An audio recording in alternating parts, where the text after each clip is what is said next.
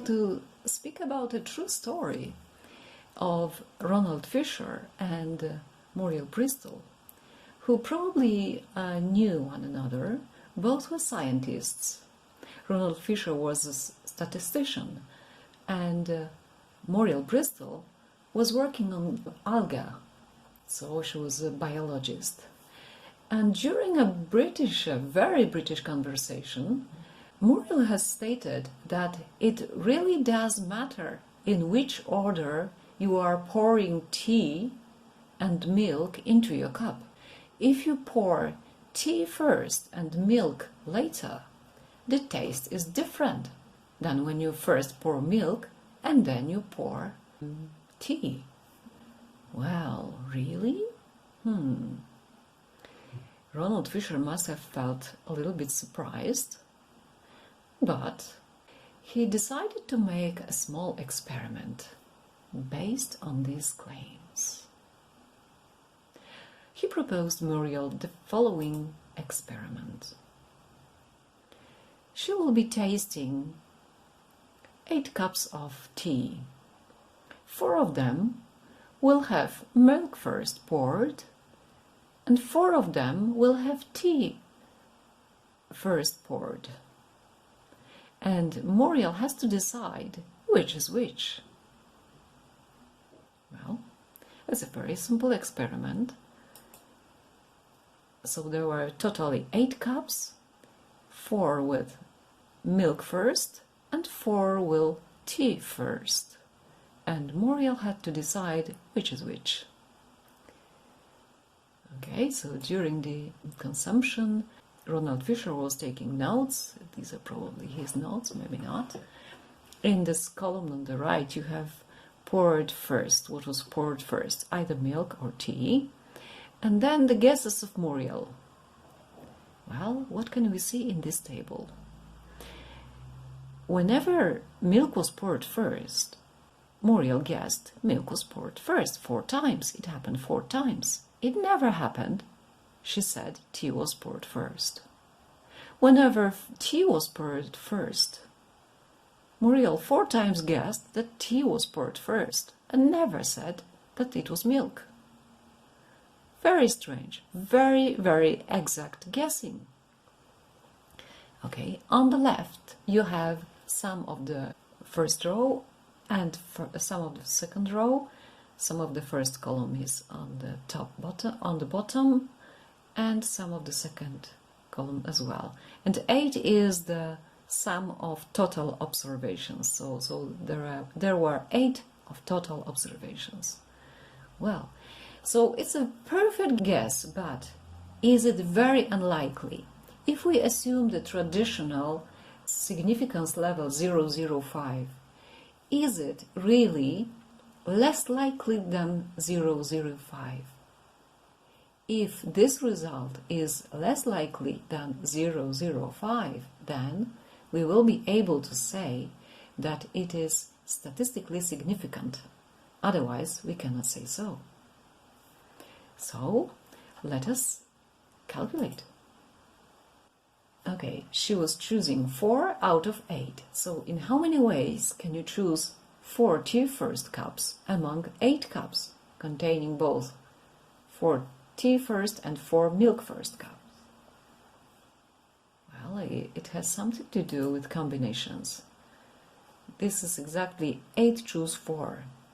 8 factorial over 4 factorial times 4 factorial, and this number is 70. So this is the total number of possibilities of choices. So what is the probability that she chose exactly the one and only good solution, perfect solution? It is 1 over 70. 1 against 70. So this number is about 0.014, and this is less than 0.05. So what is the conclusion? What's the conclusion of this observation? The conclusion is, it really does matter what you're pouring first. So Muriel was guessing really right. But what would happen if she just missed the goal once? It's easy to calculate that then the probability of such event would be greater than 0.05. So you wouldn't have the statistical significance if she missed the goal just once. So this is the drawback of these statistics. It's a drawback of all statistics which are based on small samples. You can overlook some interesting result because by chance something may not happen. So it's not perfectest, but it is very simple and does not require any tables, any approximations, and nothing. Just the theory of probability is enough. Okay, do you remember the chi-square test for independence? We had also a table there. Also, we were grouping data in the table. And that was for checking if two variables, x and y, are independent. What were the assumptions? We do not have to know from which distributions they come from. It's like a moment ago. They do not have to be continuous. Can be nominal, man, woman, or ordinal. That's like a moment ago. But n must be sufficiently large. N should be at least 100, and ni, meaning every block, should be at least 5. Well, that's the difference. We had very small n. Our n was only 8. So this is the only difference in assumptions we have now. And H0, the null hypothesis, was that x and y were independent against alternative hypothesis that x and y are dependent. What next? We were gathering our observations in a table. The first variable was, say, in this y1, y2, second x1, x2, x3, maybe it had 3 possible values, and inside we had the frequencies observed. On the left we put the sum of the row, and on the bottom the sum of the column, and total sum was n. The very just identical table as we had a moment ago. And then we were producing the so-called expected values table.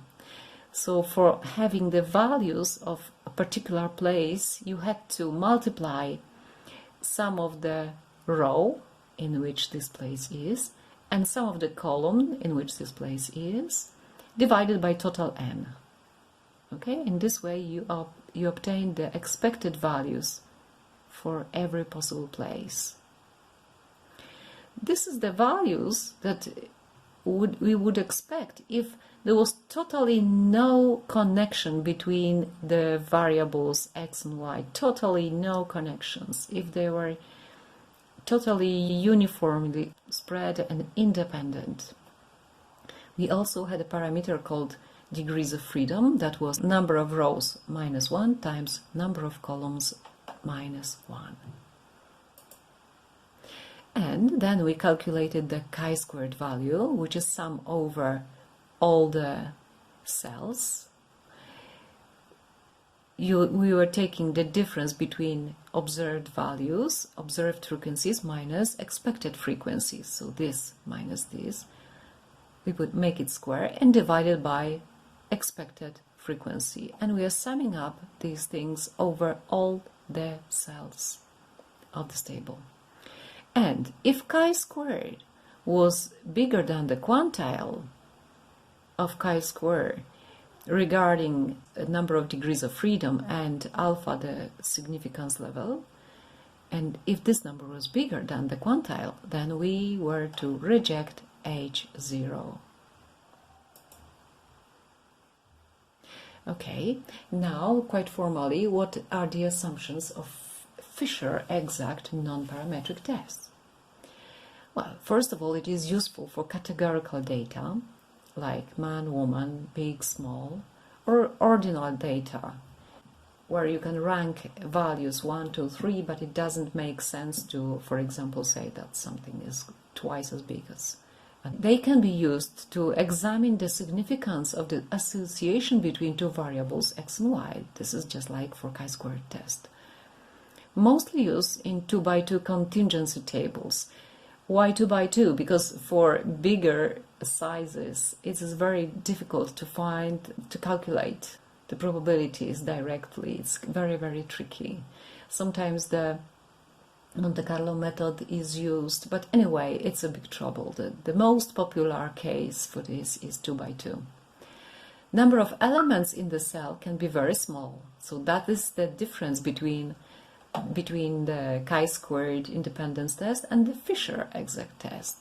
Now we can have very, very small number of items in the cells.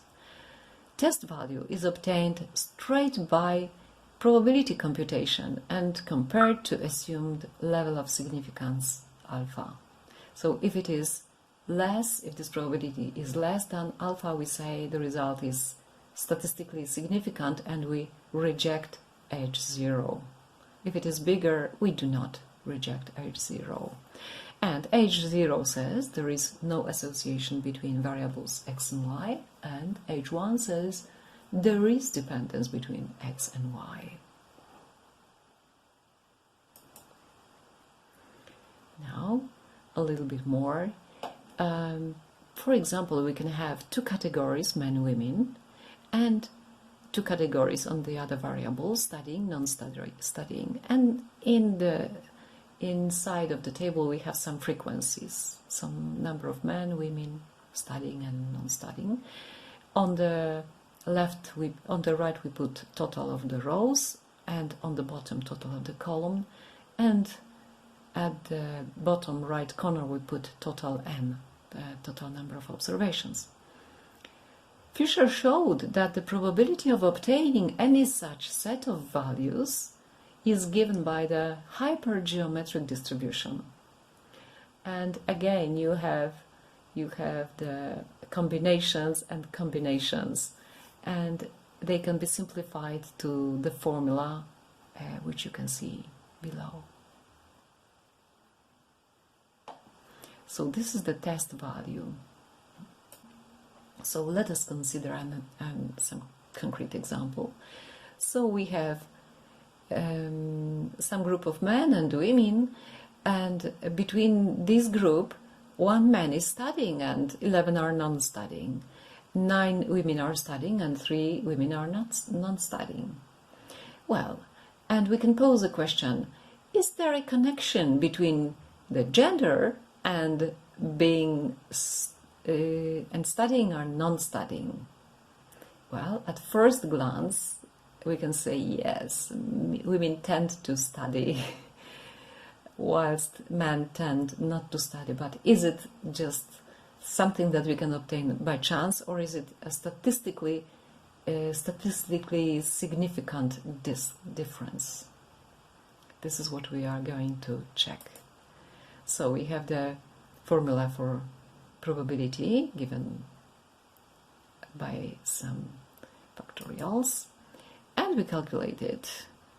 We calculate and we obtain, for this particular table, we obtain 0, 0, 1, 3, 4, and so on. This number is less than 0, 0, 5. So at the level of significance 0, 0, 5, we can reject the null hypothesis in favor of the alternative hypothesis. So there is association between studying or non-studying and gender. Okay, and maybe it's time for tea, with milk or without milk. And remember to observe which is better for you, pouring milk first or later.